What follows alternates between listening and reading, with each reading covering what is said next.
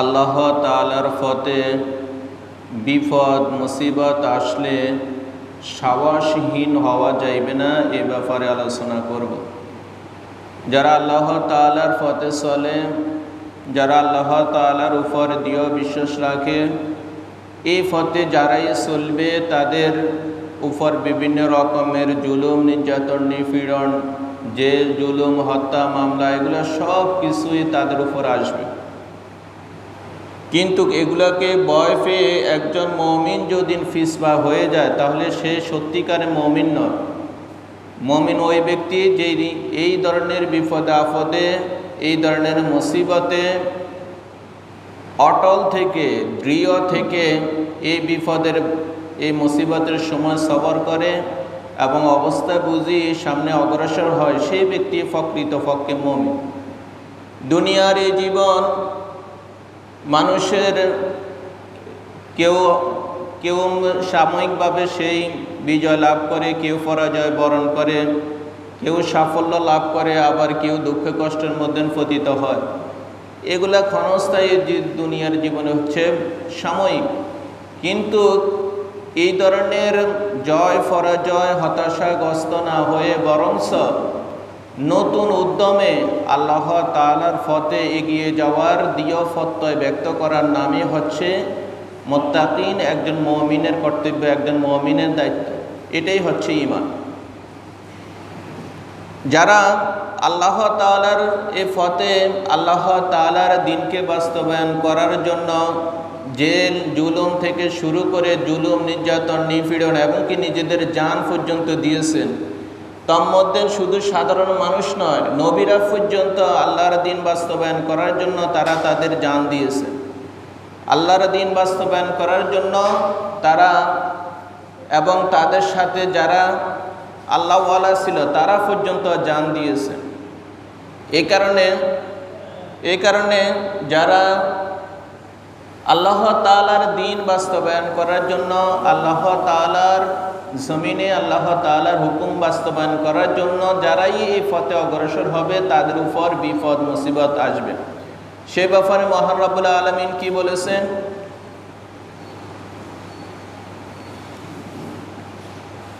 ওয়াকাআইয়িম মিন নাবিয়্যিন ক্বাতালা,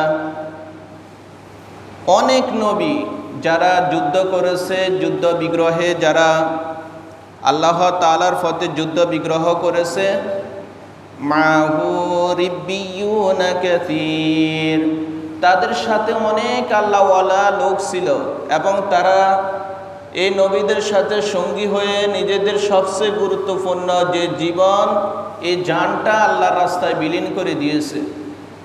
এই কারণে আল্লাহ তাআলা এই আয়াতের মাধ্যমে প্রথমে আমাদেরকে এই কথা বলেছেন যে শুধু সাধারণ মানুষরাই শুধু আল্লাহ তাআলার দ্বীনের পথে চলতে গিয়ে বিপদ মুসিবতের সম্মুখীন হয়নি। শুধু সাধারণ মানুষ না, এর সাথে নবীরা পর্যন্ত এই বিপদ মুসিবতের সম্মুখীন হয়েছে।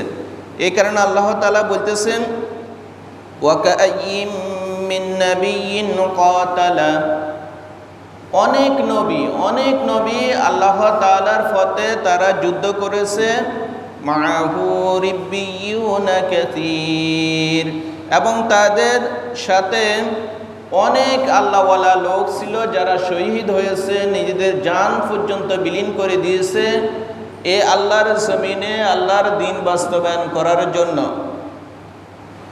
ফামা ওয়াহানু লিমা আসাবাহুম ফি সাবিলিল্লাহ, অতএব যখন আল্লাহ তাআলার পথে চলতে গিয়ে বিপদ মুসিবতের তোমরা সম্মুখীন হবে, তখন তোমরা সাহসহীন হইও না।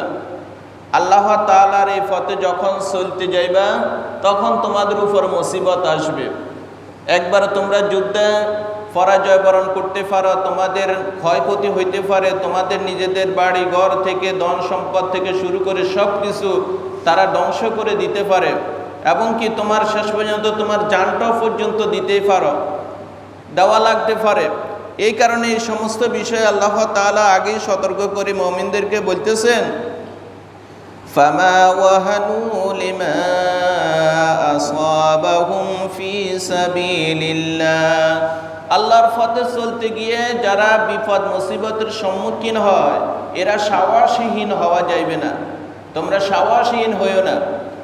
সাহস যদি হীন হয়ে পড়ো তাহলে কাফের মুশরিকরা তোমাদেরকে সমূলে ধ্বংস করে দিবে, তোমাদেরকে নিচ্ছিন্ন করে দিবে। এই জন্য কোনো অবস্থাতে সাহস হারানো যাইবে না। সাময়িকভাবে কোনো বিপদ আসতে পারে, এই বিপদকে তুমি ধৈর্যের সাথে মোকাবেলা করতে হবে, এই মুসিবতকে ধৈর্যের সাথে মোকাবেলা করতে হবে। কিন্তু বিপদ দেখে যদি ভয় পেয়ে পিছপা হয়ে যায় তাহলে সে ব্যক্তি সত্যিকারী মুমিন নয়, সে সত্যিকারী মুত্তাকি নয়।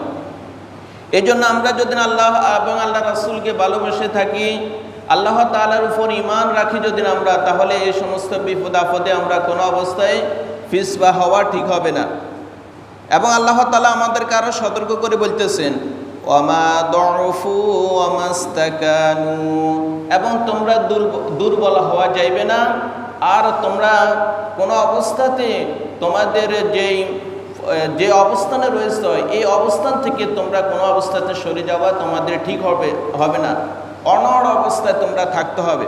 এই কারণে আল্লাহ তাআলা বলে দিয়েছেন যে তোমরা কোনো অবস্থাতে দুর্বল হবে না, এবং তোমরা যে অবস্থাতে আছে ওই সেখানে তোমরা দৃঢ়ভাবে থাকতে হবে, তোমাদের ইস্তেকামত ঠিক রাখতে হবে। তাহলে আল্লাহ তাআলা যদি না আমরা এইগুলা কিভাবে মোকাবেলা করব, যদি না আমাদের এই ধরনের বিপদ মুসিবত আসে, সেই বিপদ মুসিবত আমরা মোকাবেলা করার জন্য আল্লাহ তাআলা আমাদেরকে একটা হাতিয়ারের কথা বলে দিয়েছেন, সেটা হচ্ছে আল্লাহু ইউহিব্বুস সাবিরিন। যারা সবরকারী আল্লাহ তাআলা তাদেরকে ভালোবাসেন। এখন বিপদ মুসিবত আসছে, এই বিপদ মুসিবত আপনি মোকাবেলা করতে হবে সবরের সাথে।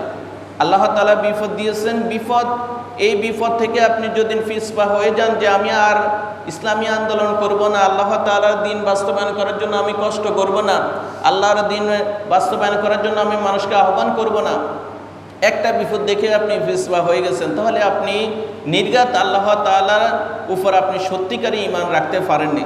আপনি যদি আল্লাহ তাআলাকে সত্যিকারে ভালোবাসেন, আল্লাহ তাআলার হুকুম যদি আপনি মানেনি, তাহলে আপনি অবশ্যই এই বিপদে ধৈর্য ধারণ করতে হবে।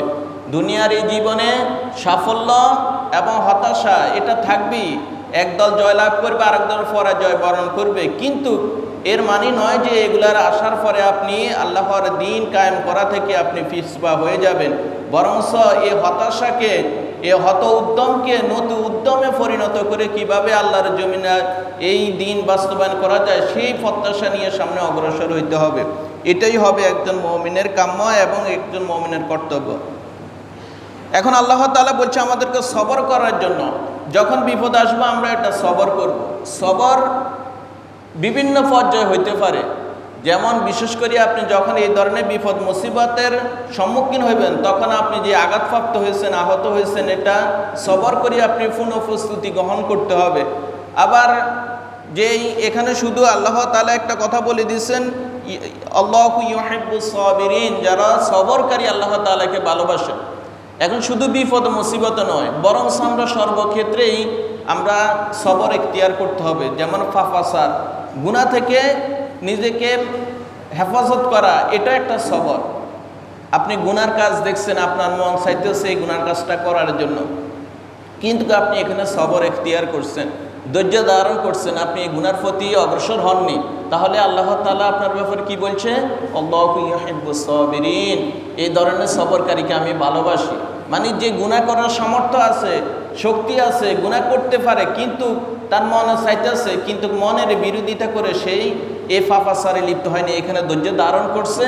এই ধৈর্য ধারণ করার কারণে আল্লাহ তাআলা এই বান্দাকে ভালোবাসবেন। সুবহানাল্লাহ। এই কারণে আমরা এই গুনার ক্ষেত্রে আমরা সবর এখতিয়ার করতে হবে। তারপরে বিপদে মুসিবতে, রোগে শোকে, এই সমস্ত এগুলোর ক্ষেত্রে আমরা সবর এখতিয়ার করতে হবে। রোগ শোক বিপদ আপদ বালা মুসিবত আপনি দিতে হবে, আসবে আপনার উপর, কিন্তু আসার পরে যদি না আপনি এগুলার পরে যদি না আপনি ধৈর্যহারা হয়ে যান, একটু জ্বর হয়েছে, আপনি আল্লাহ তাআলাকে অনেক মানুষ এরকম আছে আল্লাহ তাআলাকে পর্যন্ত গালি দিয়ে বসে, বা তারা আরও অনেক রকমের কথাবার্তা বলে, এরকমের করা যাইবে না। অসুখ যদি এটা হয়, এটা দ্বারা আল্লাহ তাআলা আপনার গুনাহ খাতা ক্ষমা করে দিবে, মাফ করে দিবে। কিন্তু আপনি ধৈর্যচ্যুত হওয়া যাবে না। আপনি যদি ধৈর্য হারা হয়ে যান, আপনি যদি ধৈর্য থেকে দূরে সরে যান, তাহলে আল্লাহ তাআলা আপনাকে ভালোবাসবেন না। এইগুলা দুনিয়াটাই তো মূলত হচ্ছে একটা পরীক্ষার জায়গা। এখানে আল্লাহ তাআলা আপনাকে পরীক্ষা করবে, বিপদ আপদ দিবে। কিন্তু এই বিপদ আপদ দ্বারা আল্লাহ তাআলা আপনাকে আপনার গুনাহ খাতা ক্ষমা করে দিয়ে আপনাকে ফ্রেশভাবে আপনাকে জান্নাতে প্রবেশ করাবে। এই কারণে দুনিয়ার বিপদ আপদকে তুচ্ছ মনে করতে হবে। এগুলার ক্ষেত্রে আমরা ধৈর্য সবর এখতিয়ার করতে হবে। তাহলে আল্লাহ তাআলা আমাদের ব্যাপারে বলছেন আল্লাহু ইউহিব্বুস সাবিরিন, এই ধরনের সবরকারীকে আমরা আল্লাহ তাআলা ভালোবাসেন। 3 নম্বর আমরা যে সবরটা করতে হবে সেটা হচ্ছে ইবাদতের ক্ষেত্রে। ইবাদতের ক্ষেত্রে সবর করতে হবে। যখন আপনি যেমন ধরেন আপনি এখন মসজিদে আসছেন, আপনি এখানে ধৈর্য ধারণ করে বসতে হবে, ধৈর্য ধারণ করে নামাজ পড়তে হবে, ধৈর্য ধারণ করে এখানে অবস্থান করে থাকতে হবে। তাহলে যদি আপনি এটা করেন, আল্লাহ তাআলা আপনাকে ভালোবাসবেন। রমজানের রোজা এত কষ্ট করিয়ে আপনি উপবাস থাকবেন, এই ক্ষেত্রে আপনি ধৈর্য ধারণ করতে হবে। এই ইবাদতের ক্ষেত্রেও ধৈর্য রয়েছে। আপনি যদি এই ধৈর্যের সাথে এই সমস্ত ইবাদতগুলা করতে পারেন, তাহলে আল্লাহ তাআলা আপনার ব্যাপারে বলছেন আল্লাহু ইউহিব্বুস সাবিরিন, এই ধরনের সবরকারীকে আল্লাহ তাআলা ভালোবাসেন। তাহলে আমরা 3টা জায়গার মধ্যে আমরা সবর এখতিয়ার করব। 1 নম্বর হচ্ছে আমরা ফাসাদ থেকে বাঁচার জন্য সবর করব। 2 নম্বর হচ্ছে রোগ শোক বিপদ আপদ এগুলা যখন আসবে তখন আমরা সবর এখতিয়ার করব। 3 নম্বর হচ্ছে আমরা যখন ইবাদত করব, ইবাদতের ক্ষেত্রে সবর এখতিয়ার করব। হাই হুতাশ করা যাবে না। হুজুরের যদি একটু কেরাত লম্বা লয়, আপনার ভিতরে হতাশা ছুটে যায়। মসজিদে একটু দীর্ঘ সময় যদি একটু বসে বা অনেক সময় দীর্ঘ সময় একটু বসে থাকা লাগে, তখন আমরা ছটফট করে কোন সময় বের হবো, আমাদের ভিতরে ছটফট ছুটে যায়। এইরকমের করা যাবে না। এই সমস্ত ক্ষেত্রে সবর এখতিয়ার করতে হবে। এখানে আপনি যতক্ষণে থাকবেন ততক্ষণে আপনি আল্লাহ তাআলার আপনার জন্য নেক লিখতেই থাকবে। এখান থেকে বের হয়ে দুনিয়াবি যখন কাজে লিপ্ত হয়ে যাবেন, তখন তো আপনি আর এই সবের ভাগীদার হইতেছেন না। এই কারণে ইবাদতের ক্ষেত্রে সবর এখতিয়ার করতে হবে। ওয়ামা কানা কাওলাহুম ইল্লা আন ক্বালু রাব্বানা, এরপরে যদি কোনো রকমের ভুল হয়ে যায়, তারা বলতেছেন ওয়ামা কানা কাওলাহুম ইল্লা, এই কথা ছাড়া তাদের আর কোনো কথাই থাকে না। যদি না ভুল ক্রমের যুদ্ধের ময়দানে কোনো রকমের ভুল ত্রুটি হয়ে যায় বা নিজেরা নিজেদের ভুল করে ফেলায়, যেই আল্লাহ তাআলা যে নিয়ম কানুন দিয়েছে, যে বিধান দিয়েছে, অনেক ক্ষেত্রে এগুলো যদি লঙ্ঘন হয়ে যায়, তখন আল্লাহ তাআলা বলতেছে তাদের এই কথা ছাড়া আর কোনো কথাই থাকে না। কি কথা? ইন ক্বালু রাব্বানা গফির লানা যুনুবানা ওয়া ইসরাফানা ফি আমরিনা। তাদের কি কথা? ক্বালু, তারা বলে রব্বানা, হে আমাদের রব, ইগফির লানা যুনুবানা, আপনি আমাদের অপরাধগুলোকে আপনি ক্ষমা করে দেন। আমরা যে অপরাধ করেছি এই অপরাধগুলোকে আপনি ক্ষমা করে দেন।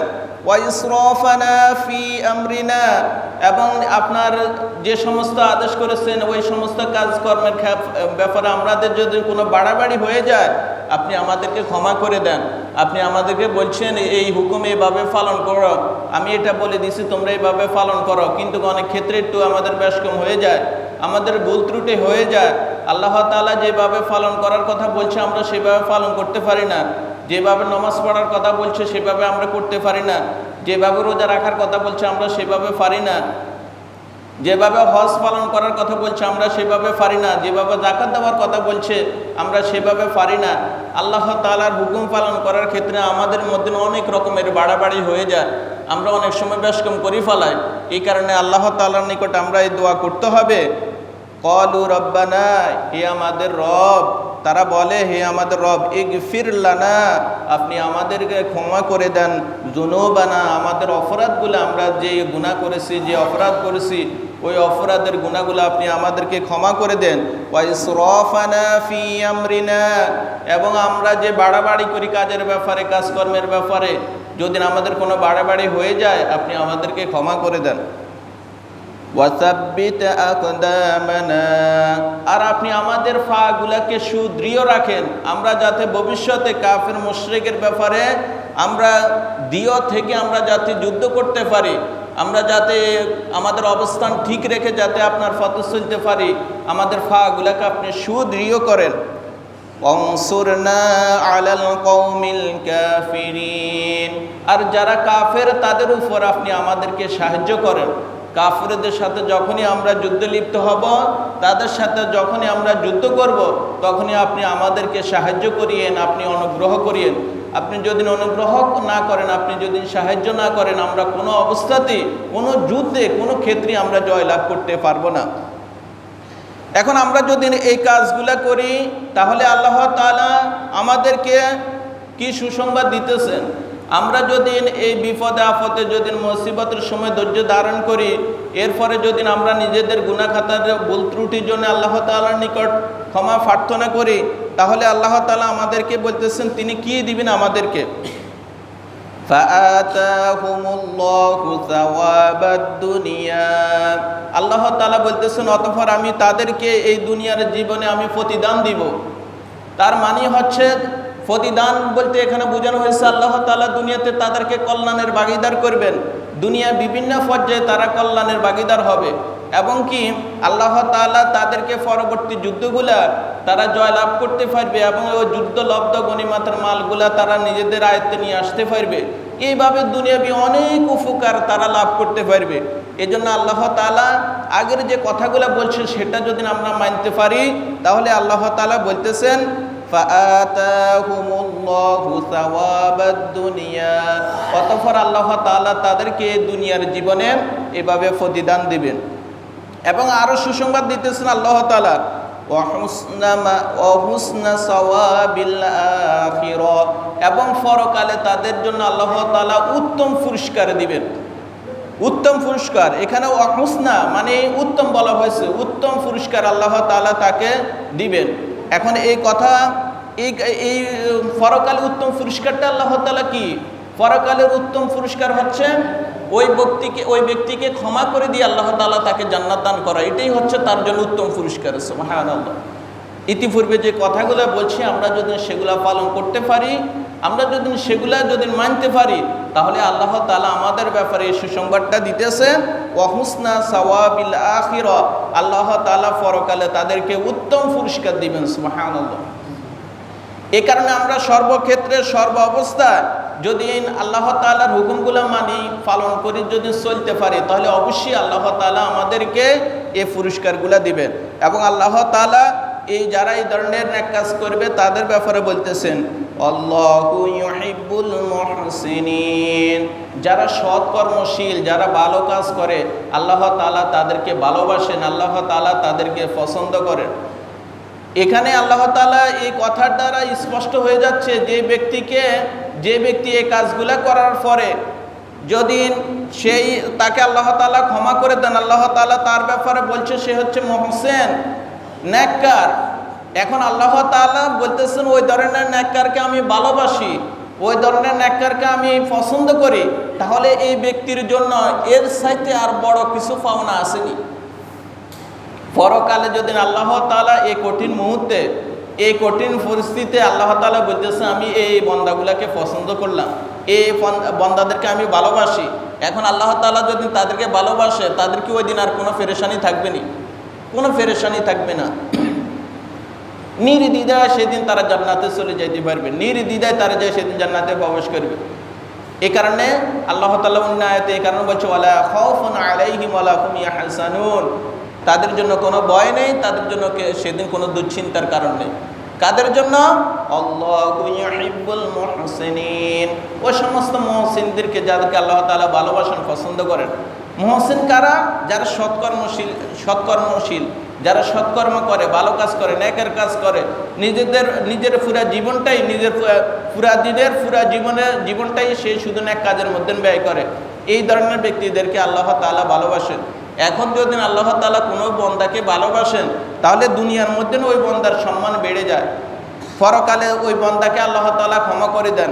এবং যে বান্দাকে আল্লাহ তাআলা ভালোবাসেন, তখন দুনিয়ার ফেরেশতারা, আকাশের ফেরেশতারা তাকে ভালোবাসা শুরু করে দেয়, এবং সমগ্র মানব তাকে ভালোবাসা শুরু করে দেয়। সুবহানাল্লাহ। এই কারণে আমরা মুহসিন হইতে হবে। এখন মুহসিন হওয়ার জন্য কি শর্ত, সেই কথাগুলো আল্লাহ তাআলা আমাদেরকে বলে দিয়েছেন যে যুদ্ধের ময়দানে বিপদে মুসিবতে আমরা সাবাসীন হওয়া যাইবে না, দুর্বল হওয়া যাইবে না, এবং আমাদের অবস্থান থেকে সরে দাঁড়ানো যাইবে না। এরপরে যদি কোনো ভুল ত্রুটি হয়ে যায় তাহলে আল্লাহ তাআলার নিকট ক্ষমা চাইতে হবে। কোনো কাজের ক্ষেত্রে বাড়াবাড়ি হয়ে গেলে আমরা আল্লাহ তাআলার নিকট ক্ষমা চাইতে হবে, এবং আল্লাহ তাআলার সর্বোপরি কথা হচ্ছে আল্লাহ তাআলার নিকট সর্বাবস্থা সর্বক্ষেত্রে সাহায্য কামনা করতে হবে। তাহলে আল্লাহ তাআলা দুনিয়ার জীবনে আমাদেরকে পুরস্কার দিবেন, আর পরকালে আমাদেরকে সর্বোচ্চ যে জান্নাত, সে জান্নাত আল্লাহ পাক আমাদেরকে দান করবেন। আল্লাহ পাক আমাদের সকলকে উত্তম আমল করার তৌফিক দান করুন, আমিন। ওয়া মা তৌফিক ইল্লা বিল্লাহ।